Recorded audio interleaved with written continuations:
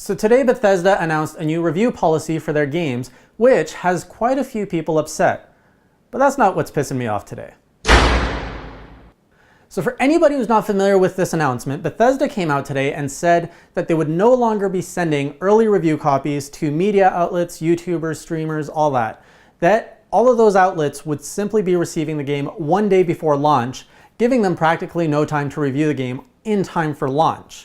So on one hand, there's this Bethesda news, which, I kind of read it as just any other news for the day. It was interesting. I thought it was risky for them, but good for them. It's their decision. It's their product. Let them do what they want with it. They have enough confidence in it that they feel they don't need to review it, which really hurts them. There's so many developers out there who don't have that luxury of getting review copies out in time. And when I say developers out there, I am referring more so to smaller studios, which are basically begging for that exposure to get reviews out ahead of time. And Bethesda is pretty much saying, we have enough confidence in our games, let's not do that. Now, you can twist that in a different way. You can say, no, they don't have confidence. They're trying to sell you a buggy game. They're trying to put money in their pockets before you get the game. We're going to get to that in a second. Now, on the other side of the spectrum, you have a lot of hate coming from critics, media, defending consumers' rights, saying, this is terrible for consumers. We should all hate Bethesda and, don't buy their games and let them know that this isn't right. Vote with your wallet. And I just that shocked me that there was such a strong response against this announcement. And when I looked into it, you can kind of see that at ground zero of all of this, there's a certain article from a website, and it's public. So Polygon came out with a headline to break this news. And the headline read, Bethesda wants your money before the reviews hit. That's what my problem is here. Not the fact that Bethesda is doing something that could harm them, that they're doing something that it does harm consumers. I do agree with that. My problem here is how media is twisting this to get consumers in arms against Bethesda, because do you know who has the most to lose here out of the three parties? It's probably media, because Bethesda has a reputation and their games will sell on day one because they have fan bases and they have a reputation. Until Bethesda releases a dud, or maybe even a second or a third dud, they're not going to be able to do that strategy anymore. It's just not going to work. And do you know how I know? Look at Sega.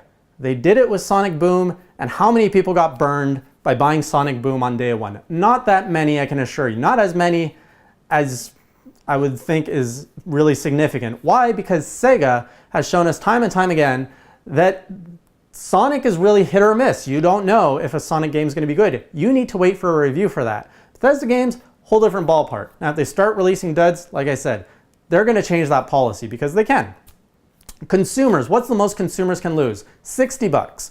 I know for a consumer that can be a lot of money, but when we compare these three things, you're going to see media is where you can lose the most, because media gets to monetize, media companies, reviewers, critics, they get to monetize this exclusive content. So when they get a review copy ahead of time, to be fair, they get it to provide content and impressions.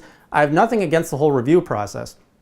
But a benefit of that is they do get to monetize preview, coverage, reviews. All that stuff is exclusive to them. It's a privilege held for a select few. So these select few, the bigger ones especially, make a fortune off of this preview and review coverage. So why do you think they're being the loudest when this privilege is being taken away from them? Now, to be fair, I'm not upset that companies actually do make money doing this way. I work for a company that gets review copies that makes money off of this. So I understand how it works on the other side, and it's a completely legitimate way to do it.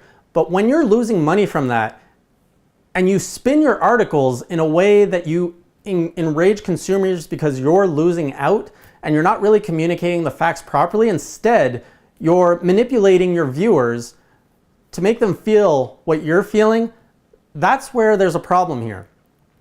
The news was Bethesda will no longer be sending early reviews to media outlets, reviewers, streamers. Instead, they will be sending them one day before the game launches.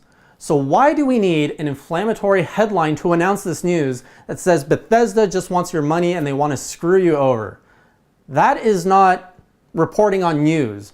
That is having an agenda I don't know, you might think that I'm being petty here, digging for dirt when there's really a greater evil to talk about. But in my opinion, like, these are the things we should hold the outlets that inform us of our industry, of our news, to a higher standard. If you have such a, like, you as a consumer, if you have a problem with Bethesda's new policy, don't buy the game day one. I know that's not great for anyone. You are missing out on playing the game until reviews come out. It's not ideal, but show them that it doesn't work. Vote with your wallet that way. That's how you deal with Bethesda. That's how you tell them, this isn't working for us. We're not going to buy your product. But let's talk about the other evil that's no one's going to be talking about here because it's veiled as some kind of, you know, saving grace that we're all trying to help you guys. Like, this is something that no one's going to talk about, and it's just going to keep happening. We keep ignoring these media companies that use these tactics to make you feel what they want you to feel, and we never talk about what they're actually doing and how they're not just doing what they should be doing, which is report the news with facts, make your opinions in separate articles, keep the two separate and be clear about it, and let your user base, your viewership, make their own opinions on how they should feel about this news. Let them take in the facts and the discussion from both sides. There's always two sides. Like, this isn't politics. This isn't complicated. It's gaming. It doesn't have to be so contrived and manipulative. But what do I know? Lepinegate that shit.